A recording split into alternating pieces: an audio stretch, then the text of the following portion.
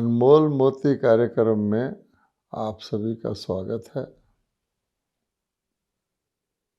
आज हम जन्माष्टमी के बारे में चर्चा करेंगे।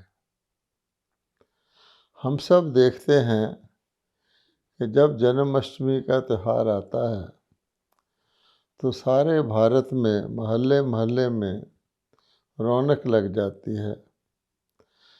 छोटे बच्चे को बाल कृष्ण के रूप में पालने में दिखाया जाता है और एक रस्सी बांधी जाती है और लोग भगत जान लंबी लंबी कतारें बनाकर उसको पालने में झुलाने के लिए अपने टर्न का इंतज़ार करते हैं।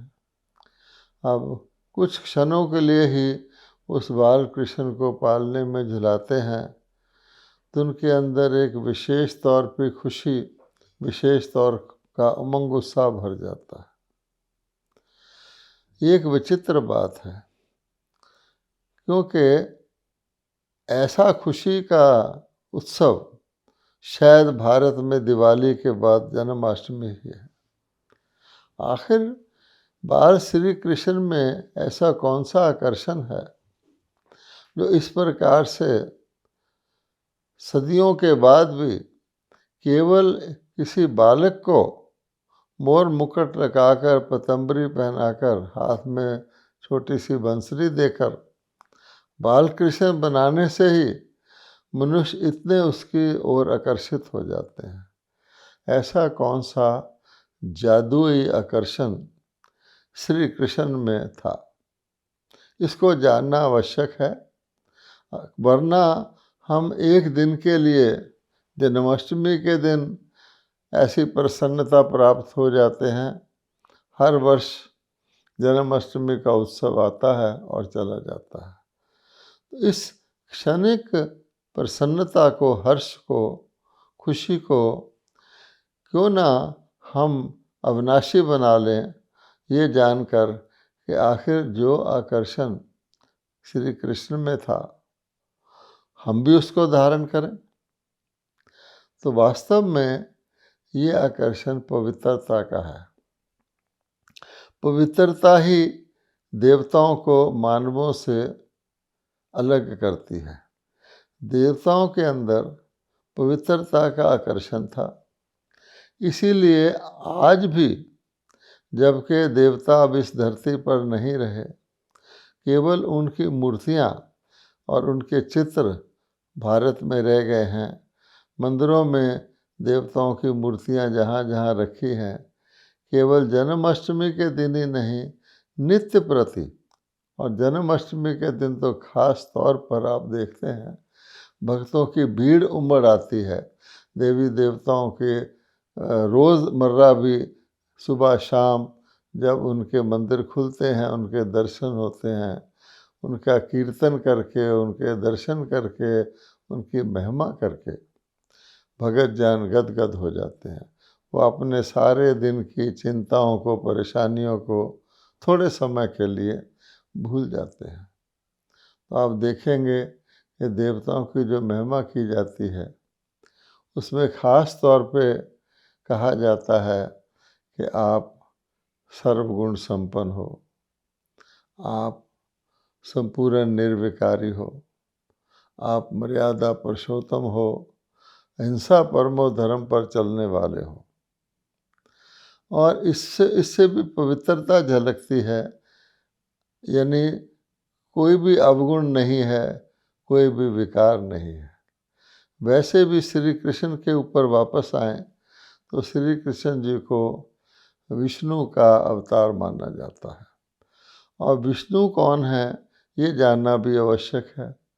परमपिता परमात्मा निराकार, विश्व के परिवर्तक, विश्व के नियंता, तीन देवताओं के द्वारा अपने तीन मुख्य कर्तव्य कराते हैं। ब्रह्मा जी के द्वारा स्थापना, विष्णु जी के द्वारा पालना और शंकर जी के द्वारा विनाश। अब विष्णु जी के द्वारा वो कौन से विश्व की पालना करवाते हैं ये तो हम देख सकते हैं, समझ सकते हैं। आज का जो विश्व है जिसमें इतनी भूख मरी है, जिसमें इतनी मारा मारी है, उसकी पालना परमात्मा श्री विष्णु द्वारा नहीं करवा रहे, क्योंकि एक राजा के द्वारा भी उसके संतान की पालना अच्छी होती है। आज तो बुरा हाल है, भूखमरी है, इत्यादि इत्यादि है। इसलिए विष्णु के द्वारा नए विश्व की पालना, परमात्मा जो ब्रह्मा जी के द्वारा नया दैवी विश्व रचते हैं। भगवत गीता में कहा गया है कि ब्रह्मा के द्वारा भगवान ने यज्ञ रचा, जिससे देवी देवताओं की उन्नति हुई, और ब्रह्मा जी को कल्प के आदि में दिखाया गया है। तो वो नया विश्व जो रचते हैं, उसकी पालना विष्णु करते हैं। अब विष्णु के दूरूप जो बताए गए हैं, वो श्री लक्ष्मी श्री नारायण हैं। और ये भगवान ने बताया है कि श्री लक्ष्मी श्री नारायण ही बचपन में श्री राधे श्री कृष्ण थे।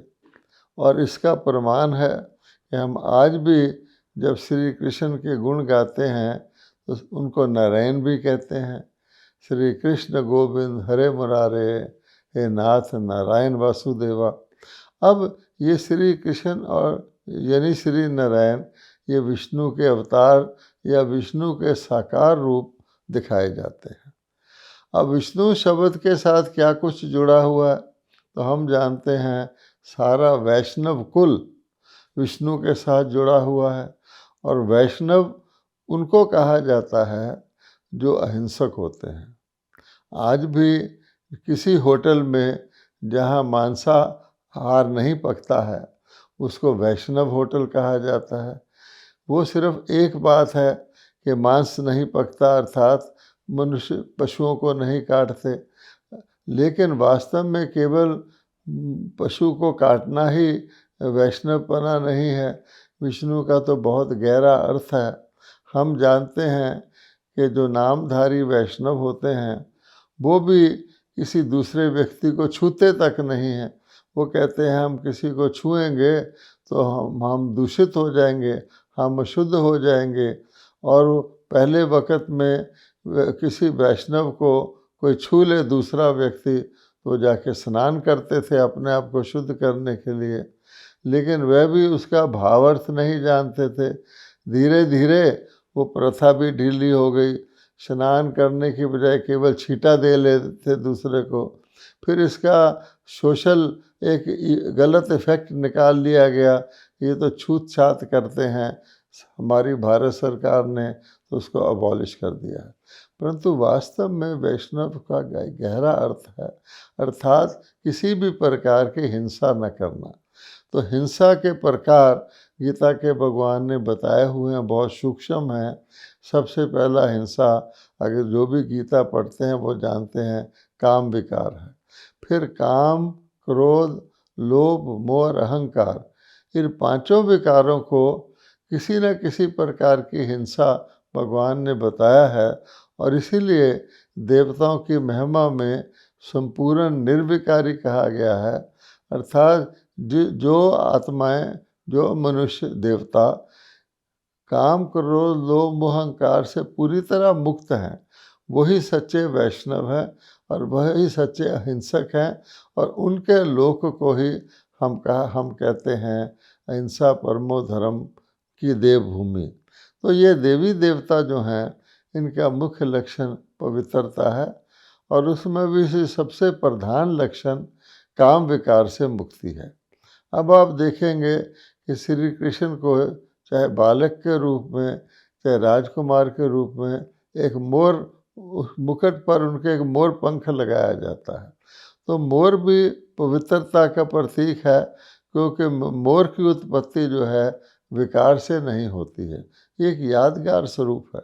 इसलिए भगवान कहते हैं कि श्री कृष्ण और श्री कृष्ण की नगरी, या जिसको हम दैवी दुनिया कह सकते हैं, दैवी संपदा कह सकते हैं, या सतयुग कह सकते हैं, उसका यादगार ये जन्माष्टमी है।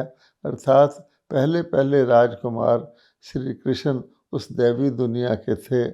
और इसीलिए आप जानते हैं श्री कृष्ण का जो जन्म है वो भी एक बहुत दिव्य तरीके से और अलौकिक तरीके से बताया जाता है, जो इस बात की पुष्टि करता है दिखाया जाता है कि सागर के अंदर पीपल के पत्ते पर श्री कृष्ण बालक के रूप में तैरते हुए आ रहे हैं। ये श्री कृष्ण का जन्म दिखाया जाता है सतयुग का।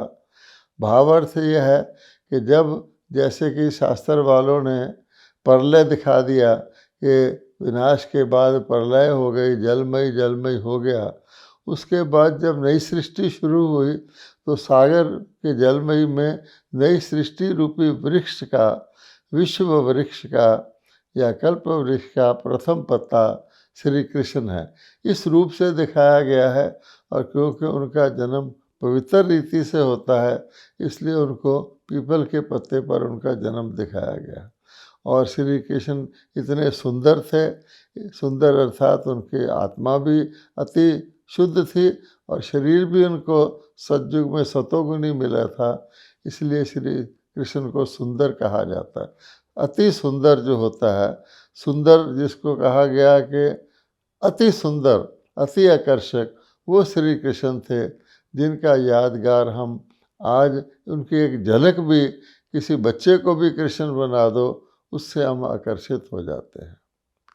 लेकिन ये भी सोचने की बात है कि वही सुंदर श्री कृष्ण श्याम बन गए और श्री कृष्ण का नाम श्याम सुंदर पड़ गया, ये हम जानते हैं। और ये भी बताया जाता है श्री कृष्ण सुंदर से श्याम कैसे बन गए। दिखाया जाता है कि एक 5 सिर वाला नाग था और उसने फुंकार मारी और उससे श्री कृष्ण काले हो गए और वो श्याम रूप हो गए। अब ये एक प्रकार का चिन्ह है, एक प्रतीकात्मक है। वास्तविकता क्या है कि 5 सिर वाला सांप तो कोई होता ही नहीं है, लेकिन ये जो 5 विकार हैं, काम क्रोध लोभ मोह अहंकार, इनको ही नाग के रूप में प्रदर्शित किया गया है। और उस जो भी इन 5 विकारों से ग्रसित हो जाता है वो काला हो जाता है, अर्थात उसकी आत्मा में कालापन आ जाता है, मैल आ जाता है, वो पतित हो जाती है। वरना आप देखिए संसारिक रूप से सांप किसी को अगर फूंक मारेगा तो उसका शरीर थोड़ी काला हो जाएगा, इसलिए उसका जहर या तो उसको उसकी मृत्यु कर देगा। तो इसलिए ये भावात्मक है। अब आप देखिए कि जब वो काले हो गए उसके बाद उनका नाम श्याम पड़ गया। अब ये कब हुआ ये दुनिया वाले नहीं जानते। भगवान कहते हैं इसी कारण से श्री कृष्ण का एक दूसरा जन्म भी दिखा दिया जाता है। कोई भी भगत, कोई भी विचारक इस बात पर ध्यान नहीं करता कि श्री कृष्ण के 2 जन्म कैसे हो सकते हैं। एक तो सागर में पीपल के पत्ते पर सतोगुणी जन्म दिखाया गया, वो भी एक प्रकार का जिसको कहते हैं दिव्य जन्म है, इस पर प्राकृतिक जन्म नहीं है। और गीता में कहा गया है कि देवताओं के जन्म जो हैं वो विकारों से नहीं होते हैं।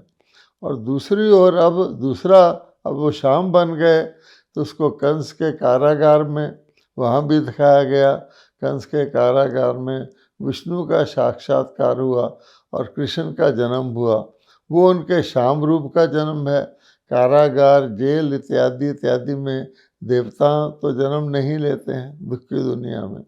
अब श्याम हो गए श्री कृष्ण। साथ साथ ये कहानी श्री कृष्ण तो मुख्य हैं, श्री कृष्णपुरी के सारे ही जो उनके साथी थे वो सारे के सारे ही उस रूप में आ गए। अब इस प्रकार से शाम होते होते वो द्वापर में ऐसा बताया जाता है, उसके बाद कलयुग आ गया, कलयुग का अंत आ गया। कलयुग के अंत तक तो श्री कृष्ण और सारी ही आत्माएं जिसको कहा जाता है काले हो गए। आज आप जानते हैं कि काम विकार इतना फैल गया है कि उसको कालेपन का रूप दिया जाता है। सड़क पर ट्रक के पीछे भी लिखा होता है बुरी नज़र वाले तेरा मुंह काला। तो आत्मा उनकी काली हो गई।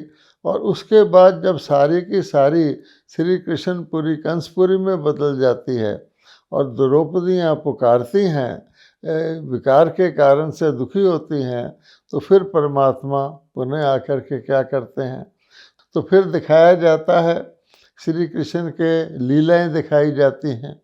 उसमें क्या दिखाया जाता है? एक तो रासलीला दिखाई जाती है, उसमें दिखाया जाता है कि श्री कृष्ण और अन्य गोप गोपियाँ का रूप दिया गया, वो रास कर रहे हैं। वास्तव में इसका अर्थ क्या है? रास अर्थात है राशि मिलाना, अर्थात है संस्कार मिलाना। आप जानते हैं किसी भी रास के अंदर कदम से कदम मिला करके बिल्कुल हर चीज़ को तरस से तरस मिला करके रास की जाती है। तो भगवान ने आकर के जब मनुष्यों के अंदर विकार आ जाते हैं तो उसके बाद क्या हो जाता है? उनका व्यवहार, उनका आहार, उनका आचार टेढ़ा हो जाता है। और इसीलिए श्री कृष्ण को बांके बिहारी भी कहते हैं। बांका मैंने टेढ़ा बांका। सतयुगी श्री कृष्ण तो बांके बिहारी नहीं थे, परंतु भगवान कहते हैं कि हर आत्मा जो श्री कृष्ण के साथ श्री कृष्णपुरी में देवी देवताओं के रूप में थे सतयुग में, वो सतयुग से त्रेता में आए, त्रेता से द्वापर में आए, और द्वापर युग में आकर के सारे के सारे देवताओं को, जिसको कहा जाता है, पतित हो गए। काम विकार ने उनको घेर लिया, और इसीलिए दो शब्द आते हैं, एक पावन और एक पतित।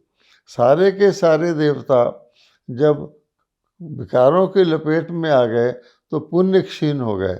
शास्त्रों में शब्द दिया गया है कि देवी देवताएं पुण्य क्षीण होकर वाम मार्ग में चले गए, अर्थात उनको जो पवित्रता की शक्ति भगवान ने दी थी, जिससे उनको देवी देवता बनाया था, वो धीरे धीरे धीरे विकार आने से उनके अंदर से वो शक्ति तो निकल गई, अब विकारी दुनिया चालू हो गई। इसके कई प्रमाण दिए जाते हैं। एक तो ये दिखाया जाता है, अगर गीता कोई पढ़े, कि काम विकार की उत्पत्ति रजोगुण से होती है, अर्थात इससे पहले जो सतोगुण था और सतो प्रधान गुण था, शुरू में जो कृष्णपुरी थी या सतयुग था, उसमें काम विकार नहीं था। उसके कई प्रमाण हैं कि किसी भी देवी देवता का जन्म काम विकार से नहीं दिखाया जाता। अब पुण्य क्षीण हो गए, पतित हो गए, अर्थात अब उनका जन्म तक काम विकार से होना शुरू हो गया, और उनके जीवन में भी काम रूपी जहर ने प्रवेश कर लिया, और काम के साथ क्रोध, लोभ व अहंकार तो जुड़े हुए हैं। इसलिए गीता में कामेश और क्रोधेश कहा गया। अब अंत तक आते आते वो काम विकार ऐसा घर कर गया मनुष्यों के अंदर कि माँ बहनों की लाज लुटने लगी और लोग दुखी होने लगे, क्योंकि विकार ही दुख के कारण है। तो जब भगवान देखते हैं कलयुग के अंत में कि ऐसी स्थिति हो गई है कि आत्माएं दुखी हो गई हैं, विकारी हो गई हैं, काली हो गई हैं, पतित हो गई हैं, जन्माष्टमी तो मना रही हैं, लेकिन वो श्री कृष्ण कौन थे, उन्होंने कौन सी संस्कारों की रास करवाई थी, कौन सी उन्होंने ज्ञान मुरली सुनी थी या गीता ज्ञान सुना था, जिसके कारण से वो पुनः अपनी पवित्रता को उन्होंने अपनाया था, मोर मुकुट धारण किया था, ये सारी बातें भूल गए हैं। फिर कलयुग के अंत में आकर के परमात्मा, जैसे कि कहा गया है कि सतयुग में श्री कृष्णपुरी शुरू होती है, तो कलयुग के अंत में परमात्मा उसी कंसपुरी को श्री कृष्णपुरी बनाते हैं, गीता ज्ञान सुनाकर। अब यहाँ एक बात खास नोट करने की है। श्री कृष्ण इतने पावन थे, इतने श्रेष्ठ थे, और सारी दुनिया के, सारी सृष्टि चक्कर में इतने श्रेष्ठ आत्मा थे कि वो परमात्मा के जैसे के साकार रूप में परमात्मा के दिए हुए सभी गुणों को धारण किए हुए थे। इसलिए उनको नेक्स्ट टू गॉड कहा जाता है, लॉर्ड कृष्णा कहा जाता है। तो लोग उनको शास्त्र वालों ने भूल कर उन्हीं को गॉड कह दिया, कि गॉड कृष्णा कहना शुरू कर दिया। अब इस भूल के कारण क्या नुकसान हुआ कि मनुष्यों ने गीता का भगवान परमात्मा, उसकी बजाय श्री कृष्ण को ही गीता का भगवान मानना शुरू कर दिया। उससे और भी धर्म ग्लानि हो गई, क्योंकि श्री कृष्ण तो देहधारी देवता हैं, सर्वश्रेष्ठ देवता हैं, 16 कला संपूर्ण देवता हैं, सबसे आकर्षक देवता हैं, लेकिन फिर भी तो देवी देवताओं के साथ ही उनका नाम आता है। उनके साथ तो श्री राधे भी हैं, उन्होंने अपना शारीरिक जन्म भी लिया है और उनके माता पिता भी रहे हैं। इसलिए भगवान कहते हैं कि इस कारण से मनुष्यों ने भगवान को भी भूल गए और उसको भूलने से और भी वो जो पावन थोड़े बहुत थे भक्ति के कारण, उससे भी वो हट गए। अब आप कहेंगे फिर भगवान कौन है, गीता का भगवान कौन है? क्योंकि प्रायः तो सारे भारतवासी ही श्री कृष्ण को ही गीता का भगवान मानते हैं।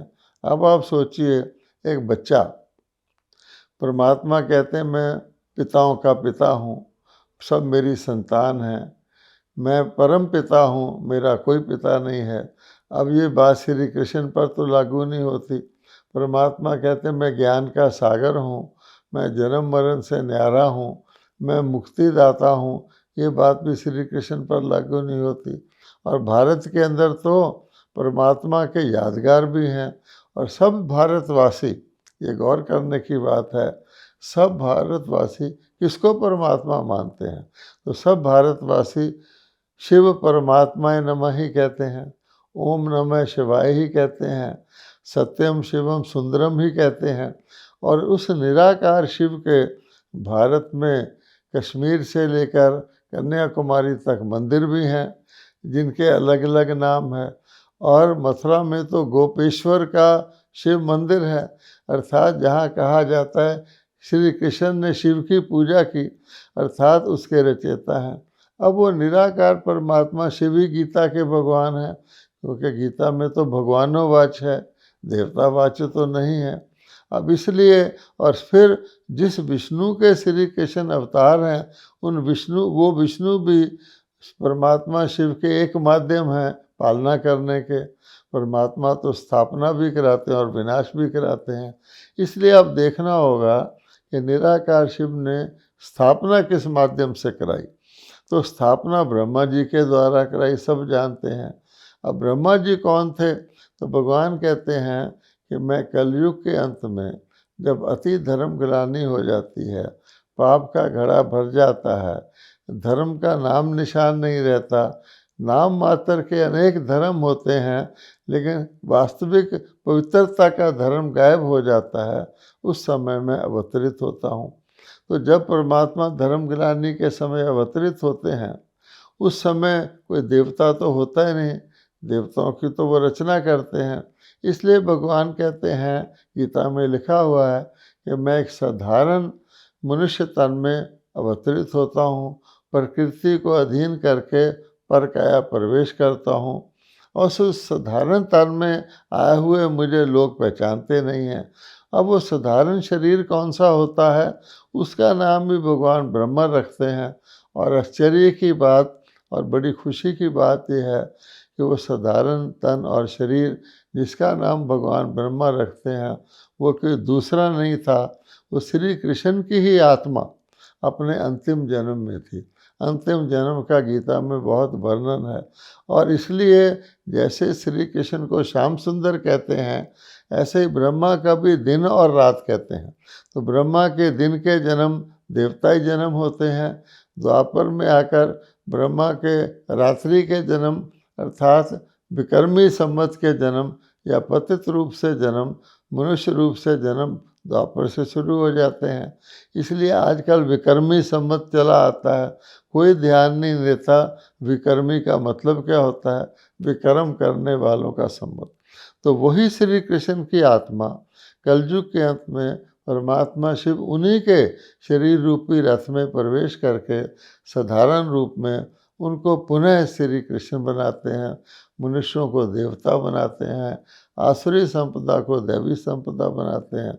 इसलिए खुशखबरी की बात सबसे बड़ी ये है कि जिस श्री कृष्ण को हम जन्माष्टमी में किसी बच्चे के रूप में देखकर भी इतने आकर्षित हो जाते हैं, अब वो श्री कृष्ण की पूरी पुनः दोबारा आ रही है और वही वास्तविक श्री कृष्ण जो है वो शीघ्र ही भारत में आने वाले हैं और शीघ्र ही ये कलयुगी पतित दुनिया जिसके अंदर पाप इतना बढ़ गया है, काम विकार इतना बढ़ गया है कि द्रौपदियाँ त्राही माम कर रही हैं। कहा जाता है ना कि शिव ने ही कामदेव को भस्म किया था। तो गीता के भगवान शिव आकर मनुष्य आत्माओं की तीसरी आँख खोलकर उनको पवित्र बना रहे हैं वर्तमान समय, और वो पवित्र आत्मा ही सतयुग में श्री कृष्ण के साथ पुनर्जन्म देवी देवता के रूप में लेंगी। यही वास्तविक जन्म अष्टमी का रहस्य है। इसकी अधिक जानकारी आप किसी भी ब्रह्मा कुमारी सेवा केंद्र से प्राप्त करके स्वयं भी आने वाले सतयुगी श्री कृष्णपुरी के अधिकारी बन सकते हैं, पवित्रता को धारण करके, काम विकार को त्याग कर। ओम शांति।